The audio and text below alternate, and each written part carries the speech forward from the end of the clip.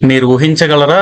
ఒక మనిషి ఈర్ష్య వల్ల ఈ ప్రపంచంలోని అతిపెద్ద విశ్వవిద్యాలయం మంటల్లో కాలిపోయిందని. నలంద విశ్వవిద్యాలయం ప్రపంచంలోని అతి పురాతనమైన విశ్వవిద్యాలయాల్లో ఇది కూడా ఒకటి. క్రీస్తు శకం 427లో గుప్త చక్రవర్తి కుమారగుప్తుడు దీన్ని నిర్మించాడు. ఈ నలంద విశ్వవిద్యాలయం భారతదేశం యొక్క విజ్ఞానానికి, మేధస్సుకు మరియు చరిత్రకు నిదర్శనంగా ఉండేది. నలంద అనేది 3 సంస్కృత పదాలు నా ప్లస్ ఆలం ప్లస్ ద కలిపితే వచ్చింది. దీని అర్థం ఏంటి అంటే అన్స్టాపబుల్ ఫ్లో ఆఫ్ నాలెడ్జ్ అని. ఇంకో ఇంట్రెస్టింగ్ విషయం ఏంటి అంటే మన దేశంలో అక్షరాస్యతలో చివరి స్థానంలో ఉన్న బీహార్ లో ఉంది ఈ విశ్వవిద్యాలయం. ఈ నలంద విశ్వవిద్యాలయంలో బౌద్ధం, ఖగోళ శాస్త్రం, గణిత శాస్త్రం, తత్వశాస్త్రం, వైద్య శాస్త్రం ఇలాంటి సబ్జెక్ట్స్ అన్ని నేర్పించేవాళ్ళు. ఈ రోజుల్లో మనం ఫారిన్ వెళ్ళి చదువుకోవడానికి చాలా గొప్పగా ఫీల్ అవుతున్నాం. కానీ కొన్ని వందల సంవత్సరాల ముందే మన భారతదేశానికి వందల వేల మైళ్ళ దూరం ప్రయాణం చేసి దేశ విదేశాల నుండి విద్యార్థులు చదువుకోవడానికి వచ్చేవాళ్ళు. ఈ విశ్వవిద్యాలయంలో జాయిన్ అవ్వడానికి ప్రవేశ పరీక్షలో 10 మందికి 3 మాత్రమే ఉత్తీర్ణులు అయ్యేవాళ్ళంట. దీన్ని బట్టి మనం ఈ విశ్వవిద్యాలయంలో జాయిన్ అవ్వడం ఎంత కష్టమో అర్థమవుతుంది.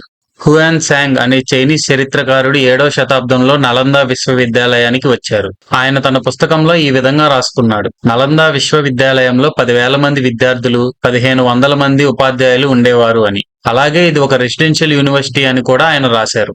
దీన్ని బట్టి మనకి ఆ యూనివర్సిటీ ఎంత పెద్దదో అర్థమవుతుంది.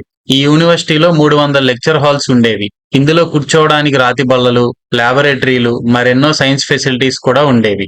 జీరోని కనిపెట్టిన ఆర్యభట్ట కూడా ఇక్కడే చదువుకున్నారు. దాదాపు 800 సంవత్సరాలు అంటే 5వ శతాబ్దం నుండి 13వ శతాబ్దం వరకు అనేక దేశాల నుండి ఇక్కడికి వచ్చి విద్యార్థులు చదువుకుంటూ ఉండేవారు. మొత్తం నలంద విశ్వవిద్యాలయం నాశనం చేయడానికి 3 సార్లు దాడులు జరిగాయి. మొదటిసారి క్రీస్తు శతాబ్దం 455 నుండి 467 మధ్య జరిగింది.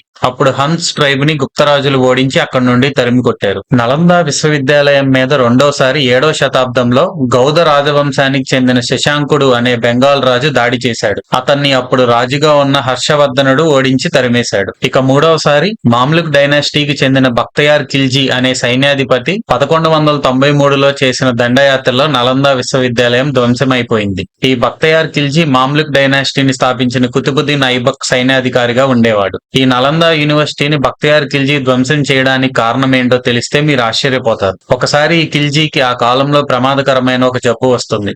దానిని ఇస్లాం మతంలో ఉన్న అనేక మంది హకీంలు నయం చేయడానికి ప్రయత్నం చేస్తారు. కానీ ఎంతమంది చూసినా అతనికి నయం కాలేదు. అప్పుడు తన రాజ్యంలో ఉన్న ఒక అతను ఈ ఖిల్జీ దగ్గరకు వచ్చి నలంద విశ్వవిద్యాలయం ప్రిన్సిపల్ అయిన రాహుల్ శ్రీభద్ర గారే దీన్ని నయం చేయగలరు అని చెప్తాడు. అయితే ఇస్లాం మతం ప్రకారం వాళ్ళ మతాన్ని నమ్మని వేరే మతం వాళ్ళని కాఫీర్స్ గా కన్సిడర్ చేస్తారు. అందుకని ఈ బక్తయార్ ఖిల్జీ వాడు మన మతస్థుడు కాదు, ఒక కాఫీర్ దగ్గర నేను వైద్యం తీసుకోను అని చెప్తాడు. కానీ రోజు రోజుకి అతని ఆరోగ్యం క్షీణిస్తుంది. దానితో రాహుల్ శ్రీభద్ర గారిని అక్కడ తీసుకువస్తారు. ఆయన ఖిల్జీ ఆరోగ్యాన్ని పూర్తిగా పరిశీలించి కొన్ని మూలికలు వాడాలి అని చెప్తాడు. కానీ ఖిల్జీ దానికి ఒప్పుకోడు. రాహుల్ శ్రీభద్ర గారితో నేను నీ చేతులతో ఇచ్చిన ఏ మందుని వాడను అని చెప్తాడు. కానీ నాకు ఈ జబ్బు తగ్గాలి అని కండిషన్ పెడతాడు. ఈ కండిషన్ ద్వారా ఖిల్జీ రాహుల్ శ్రీభద్ర గారు అంత గొప్ప వైద్యుడు కాదు అని ప్రూవ్ చేయాలి అని అనుకుంటాడు. ఈ కండిషన్ పెట్టినప్పటికీ రాహుల్ శ్రీభద్ర గారు త్వరలోనే మీకు నయం అవుతుంది అని చెప్పి అక్కడి నుంచి వెళ్లిపోతాడు. కొన్ని రోజుల తర్వాత ఆయన ఖురాన్ తీసుకువచ్చి ఖిల్జీకి ఇచ్చి దీన్ని రోజు కొన్ని పేజీలు చదవమంటాడు. అది చదివిన కొన్ని రోజుల్లోనే ఖిల్జీ జబ్బు తగ్గి ఆరోగ్యం నయమవుతుంది. అది ఎలాగో తెలియక ఖిల్జీ రాహుల్ శ్రీభద్ర గారిని మళ్లీ పిలిపించి అడుగుతాడు. దానికి రాహుల్ శ్రీభద్ర గారు ఆ ఖురాన్ పేజీలకు తాను రాసిన మందు గురించి చెప్తాడు. దానివల్లే మీ ఆరోగ్యం నయమైందని చెప్పి అక్కడి నుంచి వెళ్లిపోతాడు. ఇది విన్నా ఖిల్జీ ఆలోచనలో పడతాడు. ఇక్కడ విచిత్రమైన విషయం ఏంటి అంటే ఆయన ఆరోగ్యం నయమైనందుకు ఖిల్జీ ఆనందపడకుండా అతనిలో ఈర్ష్య మొదలవుతుంది. ఈ కాఫీర్స్ అంటే ఈ హిందువుల దగ్గర మా ముస్లిం హకీముల కన్నా ఎక్కువ నాలెడ్జ్ ఎలా ఉంది అని, ఇది ఎక్కడి నుండి వస్తుందో తెలుసుకొని దాన్ని నాశనం చెయ్యాలి అని అనుకుంటాడు. ఆ తర్వాత ఖిల్జీ ఈ నలంద యూనివర్సిటీ మొత్తాన్ని సర్వనాశనం చేశాడు. నలంద యూనివర్సిటీలోని విద్యార్థులకి అంత జ్ఞానం ఎక్కడి నుండి వస్తుందంటే అక్కడ ఉన్న లైబ్రరీలోని పుస్తకాల వల్ల. ఆ లైబ్రరీ పేరు ధర్మగంజ్. ఈ లైబ్రరీ మొత్తం 3 అంతస్తుల భవనంగా ఉండేది. ఒక్కో ఫ్లోర్ లో ఒక్కో విధమైన పుస్తకాలు ఉండేవి. ఈ లైబ్రరీ యొక్క ఈచ్ ఫ్లోర్ కి ఒక సపరేట్ పేరు ఉండేది. అవే రత్నసాగర్, రత్నోదధి మరియు రత్నరజిక. ఈ లైబ్రరీలో దాదాపు 90 లక్షలకు పైగా పుస్తకాలు ఉండేవి. కేవలం లైబ్రరీలో ఉన్న పుస్తకాలనే కాకుండా ఈ దుర్మార్గుడైన ఖిల్జీ అక్కడ ఉన్న విద్యార్థుల్ని మరియు ఉపాధ్యాయుల్ని కూడా బ్రతికుండగానే కాల్చి చంపేశాడు. ఈ లైబ్రరీలో ఉన్న పుస్తకాలన్నీ 3 నెలల పాటు మండుతూనే ఉన్నాయి. ఈ ఖిల్జీ కేవలం నలంద యూనివర్సిటీనే కాదు, బీహార్ లోని విక్రమశిల మరియు ఓదాంతపురి యూనివర్సిటీని కూడా నాశనం చేశాడు. కేవలం ఒక్కడి ఈర్ష్యతో చేసిన ఈ పని వల్ల దాదాపు 90 లక్షల పుస్తకాలు తగలబడిపోయాయి.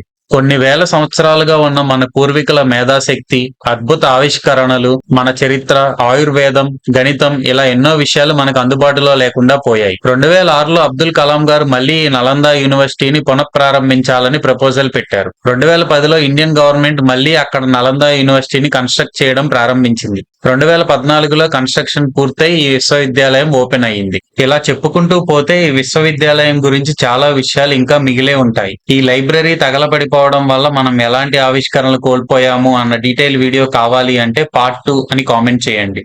ఈ వీడియో నచ్చినట్టయితే లైక్ చేయండి, షేర్ చేయండి. ఇప్పటికీ మన ఛానల్ సబ్స్క్రైబ్ చేయనట్లయితే ఇప్పుడే సబ్స్క్రైబ్ చేసుకుని పక్కనే ఉన్న బెల్ ఐకాన్ ని క్లిక్ చేయండి. నెక్స్ట్ వీడియోతో మళ్ళీ కలుద్దాం. Thank you for watching.